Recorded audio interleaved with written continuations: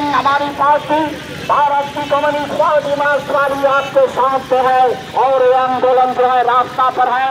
ये रास्ता जो है बंद नहीं होगा जब तक पश्चिम बंगाल की मुख्यमंत्री पदत्याग नहीं कर रही है। साथियों, नौजवान बंधुओं से भारत की कम्युनिस्ट पार्टी मार्क्सवादी अपील करती है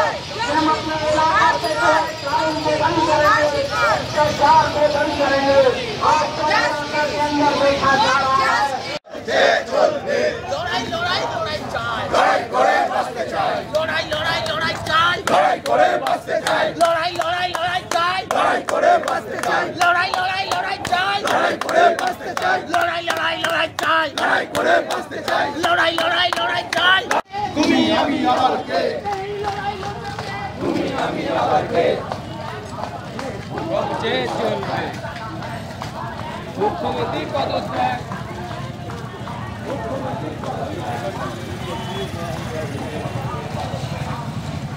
সমস্ত মিছিল কেন বলছি কি যেভাবে উনি আরজিকর কাণ্ডকে নিয়ে, আরজিকর কেন পুরো পশ্চিমবাংলা, আজকেও তো একটা জায়গায় শুনলাম অর্ধনগ্ন অবস্থায় একটা মহিলার বডি পাওয়া গেছে।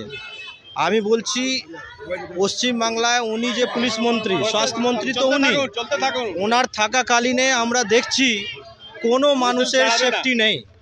আজকে সেই জন্যে আজকে পুরো পশ্চিমবাংলার মানুষ নিজেকে ফিল করেছেন বা ওনারা বুঝতে পাচ্ছেন কি মমতা ব্যানার্জি থাকতে গেলে মা বোনদের কোনো ইজ্জত থাকবে না, কোনো সেফটি থাকবে না।